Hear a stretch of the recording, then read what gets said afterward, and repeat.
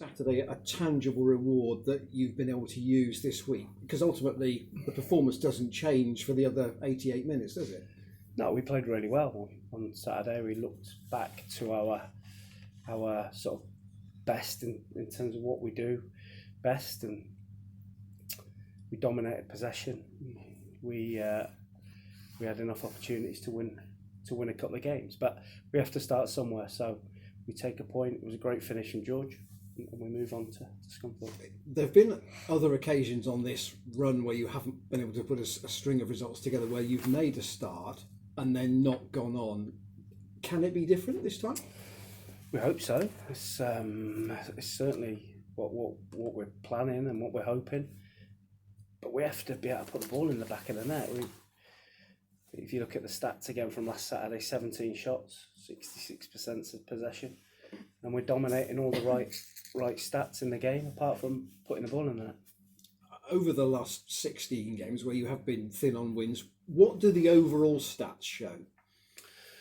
Shows statistically that we should have an awful lot more points for the performance. We've had a couple of bad performances, but the rest of them should have yielded more points. But if you don't put the ball in the back of the net and you concede the odd bad goal, you're not going to pick up enough points as you should do. But we're looking forward to Saturday. After last week, everyone felt a lot better about it, and in terms of how we played. I think the Oldham manager commented how well we played, and I think everyone's felt good this week. We've had a good week's training, and we're ready and really looking forward to the game on Saturday. There are perhaps good and bad times to play a team during a season. Scunthorpe have recently put Russell Wilcox in charge until the end of it. They've only had 3 games since he's been in charge. Is it a good or bad time to play them? I don't really look at that, to be honest. I think we just look at the game, and we know what threats that Scunthorpe will pose, and we respect that. But it's about what we do, and if we play like we can, if we're a bit more determined to keep the ball out of our net and show a real desire to put the chances that we create in the back of their net, then we have a brilliant chance of winning. Do you have to do the ugly stuff better then? I don't even think it's so much as the ugly stuff. I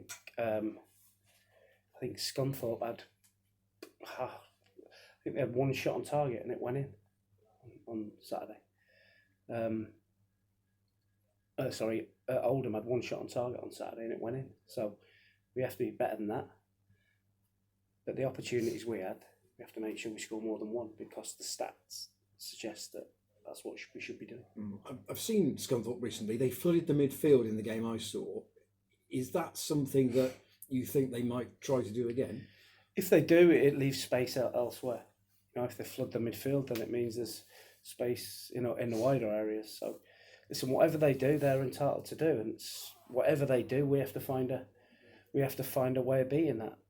Whatever we do, they have to find a way to try and counteract that. So, listen, we're going to concentrate on what we do and try and do that as well as we can.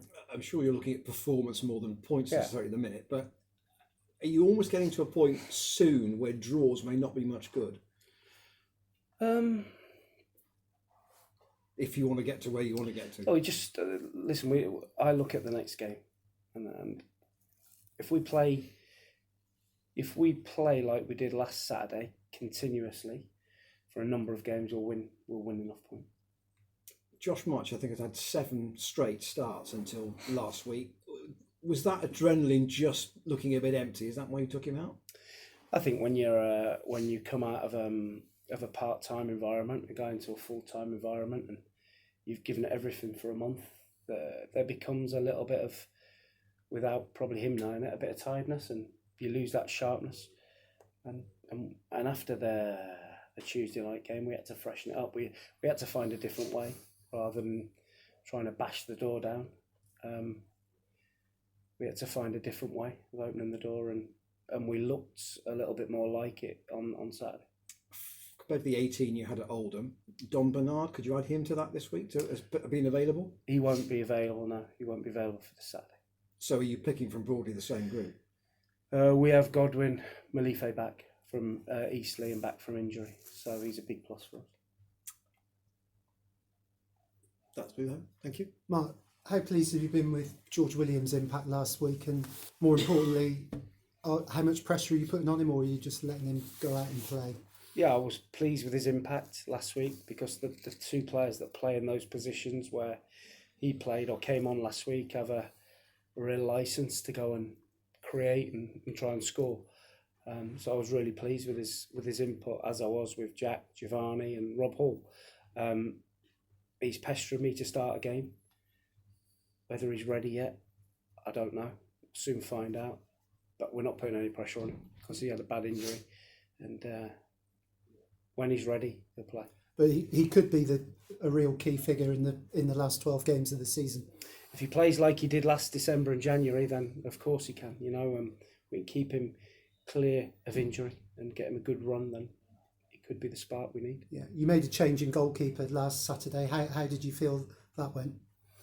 I thought, as you would see, and anybody who saw the game with the ball, Tomo was outstanding with the ball at his feet. He's not played for a little while, and he'll probably be disappointed with the goal that went in. So yeah, but I was pleased with his all-round display apart from the goal. Yeah. 1 defeat in 9 on the road. I guess you'd rather play away every week, wouldn't you? If I'm being honest, yeah. You know, when we turned up to Oldham, the players' eyes lit up when they saw the pitch. It was green, it was slick, and that certainly helped us. And we played really well, and we tend to do that away from home. Yeah. How do you think you could transfer that away form into the home form, apart from bring Oldham's pitch and stadium to the new lawn? I don't know, Ash, to be honest. That's something that we've got to get right. It's something that we've got to look at, and as a club, what we do at the end of the season. Yeah. Are you pleased to be in a position with 12 games to go that it's all to play for? I know you're 6 points off the playoffs, but there's still a lot of points to be played for. Yeah, I think if you look towards the back end of last season, I think we won 5 games on the trot and put ourselves within 1 game of getting automatic promotion. You know, if we'd have won at Crewe, we'd have had the chance to play the last game here at Exeter with a win to get promoted. So, you know, there's always light at the end of the tunnel for us. We don't get too up or down about it. We know what we've got. We know what we're good at. And then if we do that, we can win some games. Yeah, you've got a group of players at the moment that aren't training with the first team. What are the thoughts behind that decision? I've just made a group that I think are the ones that are going to help us move forward to where we want to be come the end of the season, or where we're trying to get to. And at any other football club, they just train with the reserves or the under-23s, but we haven't got one of those. So the fact that they train separate to the main group it's just the way it is. So I imagine that is quite a common thing in football then. It's not just a Yeah. Forest Green thing. Yeah, if you're not deemed to be ready to play in the squad, then you train with the under-18s or the 23s, or you train with a different group. Cheers, Mark. Thank you. Thank you.